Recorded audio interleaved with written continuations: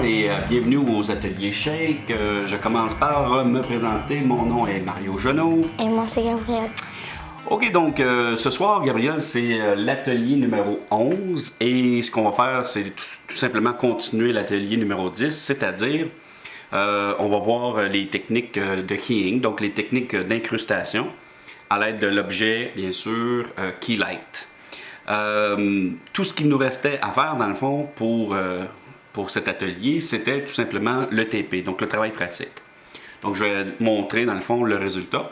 Et pour les gens qui aimeraient tenter l'exercice, ben, ils pourront le faire.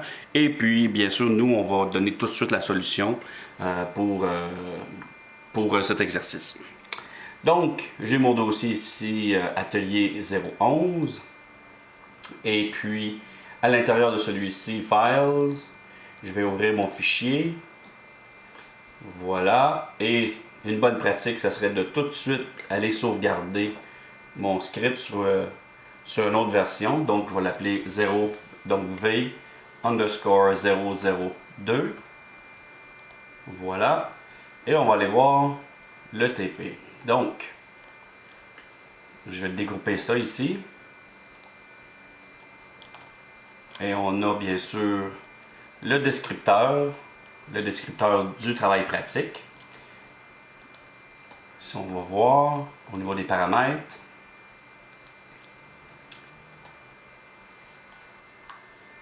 voilà donc incrustation à l'aide de l'objet Keylight, les dimensions finales 720 par 576, le format en H264, donc le rendu final, la durée, un cadre.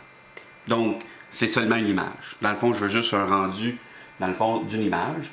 Et le défi, c'est de garder le plus de détails possible des cheveux. Donc, on va voir l'image, et c'est d'essayer de garder le plus possible les détails des cheveux. Donc, ça va être assez intéressant donc, à faire. Si on regarde ce qu'on a comme élément, on a ici une image, et on voit que c'est fait à l'aide d'un logiciel 3D et on voit ici tous les détails des cheveux. L'idéal, ce serait d'en garder le plus possible de ces détails-là. Et on voit qu'on a ici un arrière-plan. Donc ça va être l'avant-plan, ça va être l'arrière-plan. Et on remarquera aussi sur cette image qu'on a, des petits problèmes. On a une bande noire ici. Donc si on regarde, tu vois, il y a pas mal de détails de cheveux qui sont encore qui sont restés. Je les ai pas tous, hein, je sais pas, on ne sera pas en mesure de tout garder. Si on compare, donc ce que je vais faire, c'est dans la mémoire A, mettre cette image. Et dans la mémoire B, celle-ci. Et on va pouvoir comparer. Donc, si on agrandit un peu comme ça, donc ça c'est l'original et tu vois les détails des cheveux. On en a quand même plusieurs. Tu vois ici, j'en ai gardé aussi. Donc, on les a pas tous, mais en grande partie. Donc, c'est ça le travail pratique. Donc, ça devrait donner ça comme résultat final. Donc, nous, on va donner tout de suite la solution pour ce travail-là. Donc, je vais justement enlever ça. On va aller voir la solution. Donc, si je l'ouvre, je vais le dégrouper comme ça. Et ça devrait ressembler à quelque chose comme ça. Donc, dans ce cas ici, ce que je vais faire, c'est que je vais le recommencer dans le fond, mais on voit un peu la structure. Je vais juste rapprocher ça un peu. Donc, on voit un peu la structure. Donc, ce que je vais faire, c'est sélectionner cette image, la deuxième aussi, donc l'avant-plan, l'arrière-plan, commande C, commande V, et ensuite tasser ça de l'autre côté. Et on y va. Donc, la première chose, comme qu'on peut voir, même sur la structure, ce que j'ai, c'est je me suis servi du holdout mat à un moment donné. Donc on va voir ça, comment procéder. Donc, si on regarde notre avant-plan, ce qu'on pourrait avoir tendance à faire, c'est tout simplement commencer avec, bien sûr, l'objet Keylight et puis enlever le vert. Donc, je le sélectionne, bouton de droite, et puis je vais aller chercher dans le signe Key mon objet. Donc, l'objet Keylight, voilà. Et tout de suite, ce que je devrais faire, c'est brancher celui-ci avec mon arrière-plan, mais sans utiliser le background. On devrait toujours utiliser un objet over. Ça nous permet, en faisant ça, de pouvoir faire des corrections couleurs à un moment donné. Donc, je sélectionne mon objet Keylight, bouton de droite, Node, Layer, et je vais aller chercher l'objet Over, et je peux le brancher tout de suite. Donc, maintenant, j'active les paramètres de l'objet Keylight, et je descends au niveau du Screen Color, je clique pour l'activer, et je clique dans le vert. Et je peux même faire une moyenne, c'est-à-dire donc ce que j'ai cliqué et j'ai fait une moyenne, puis on voit que c'est déjà pas mal intéressant. Mais il faut toujours aller vérifier si notre calque est comme il faut. Si je fais A, on voit que il ne l'est pas. Donc, qu'est-ce qu'il y a? On voit qu'on a encore du gris à l'intérieur de notre masque. Les cheveux, les détails ici, c'est intéressant. Et on a des problèmes, on a un peu de gris dans le noir, et puis ici on a du blanc. Donc ça, on va tenter de régler ça. Donc comment faire? Eh bien, ce qu'on peut faire, c'est s'organiser pour faire un garbage mat ou un holdout mat pour enlever certains détails. Et dans le fond, ce que je pourrais faire, c'est utiliser l'objet RotoShape. Donc, et ce que je vais faire, c'est dessiner tout simplement une forme. Donc, dessiner autour, du personnage, et je vais m'en servir comme garbage mat. Donc, ce que je vais faire, c'est activer les paramètres, m'assurer que je suis... Voilà, donc C pour venir à la couleur, j'active les paramètres de l'objet RotoShape, et je vais tout simplement faire, dans le fond, dessiner une forme autour, puis je fais attention pour ne pas aller couper dans les cheveux. Voilà. Et je pourrais me servir de ça comme garbage mat. Donc si je regarde, je reviens à... Je double-clique ici. Donc on a ça. Et puis si je voulais m'en servir comme garbage mat, je pourrais venir ici.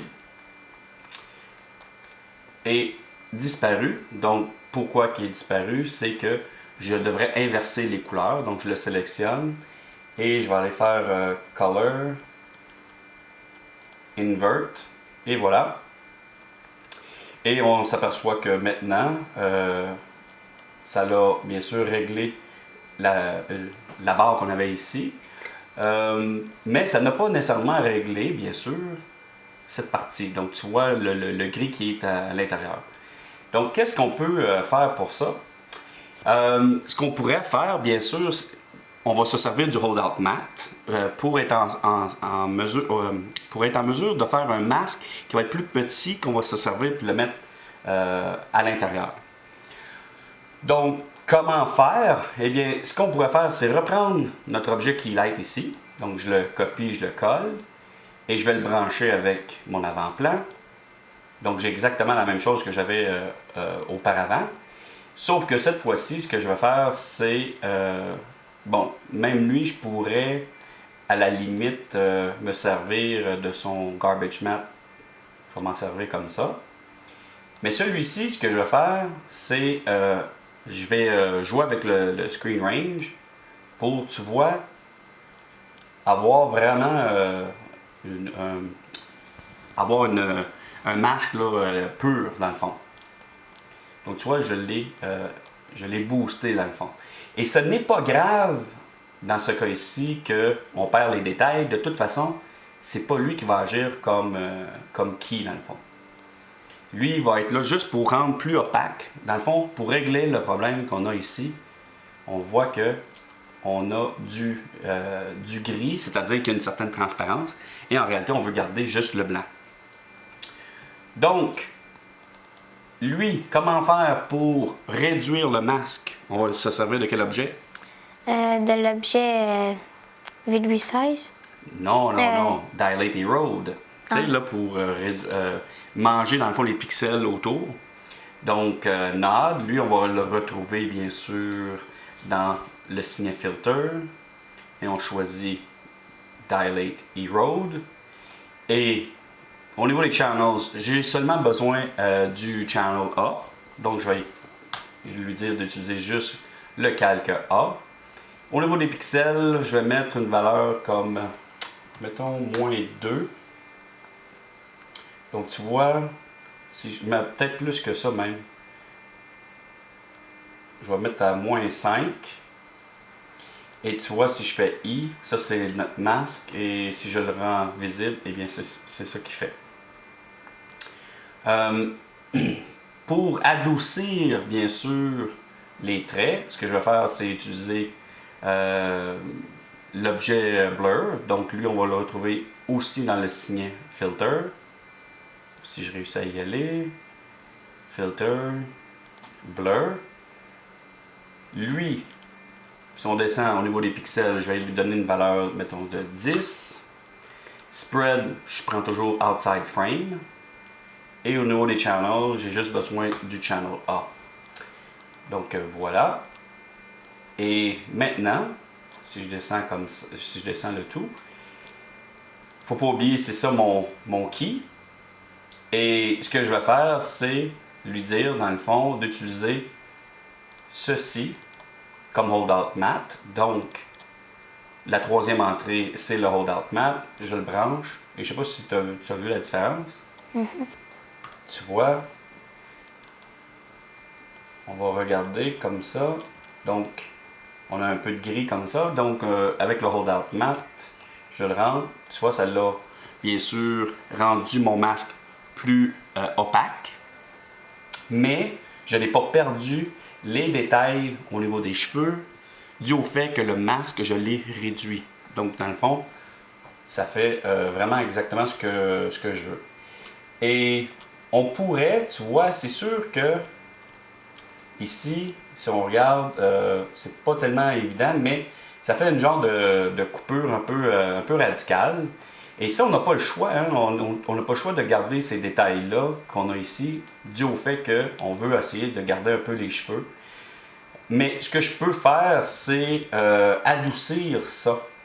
Donc, dans le fond, si on vient voir au niveau du masque, juste après l'objet Invert, on pourrait se servir de l'objet Blur pour, dans le fond, adoucir dans le fond, notre Roto Shape. Donc, si je le sélectionne, mon objet Blur ici, je vais lui donner à cet endroit. Je le rebranche comme ça. Et puis, si on regarde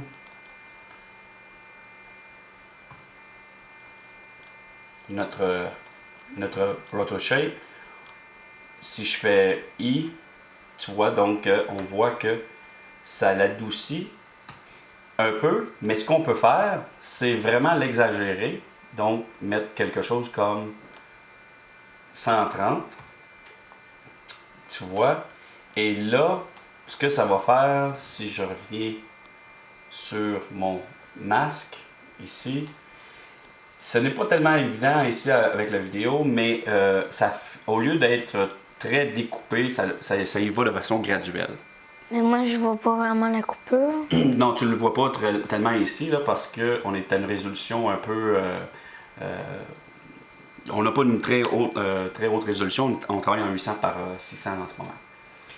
Et si on regarde ici notre objet Over, lui, bien sûr, on va dire Pre-Multiply. On revient à la couleur. Et en gros, c'est ça qu'on a. Donc, on a, en gros, on a gardé, bien sûr, les détails des cheveux, comme tu peux voir. On a certains détails, voilà. Et on s'est servi, bien sûr, du roll-out map pour le rendre plus opaque. Et puis, ce qui est intéressant, c'est qu'on pourrait, à la limite, juste ici, après, faire des corrections de couleurs. Donc, on s'assure que notre objet qui light, si on le sélectionne, on s'en vient ici, on Premote. Et on a vu, il y a eu une différence. Tu vois, si je fais Camp, tu vois, il y a comme un genre de contour noir. Et ça, on ne veut pas ce genre de contour noir. C'est que l'objet qui light par défaut, lui, fait une multiplication. C'est ça que ça nous donne. Mais si tu mets on Premote, voilà, tu le perds.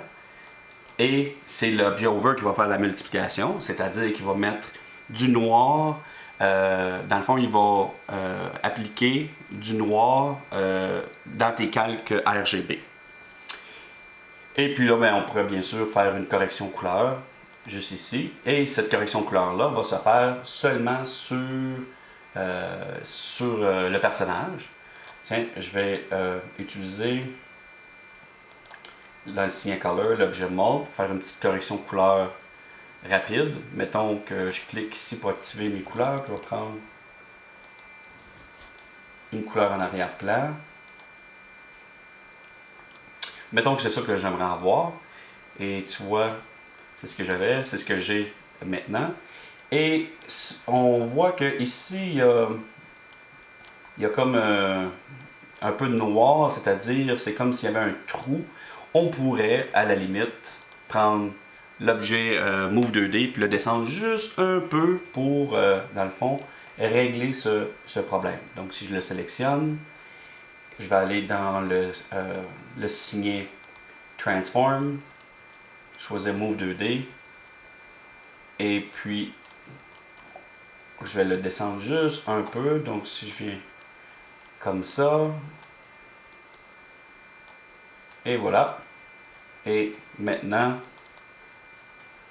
on n'a plus le trou qu'on avait à la base. Et voilà, donc ça donne à peu près ça. C'est peut-être même pas exactement la même chose que j'ai fait tantôt, mais à quelque part ça va y ressembler.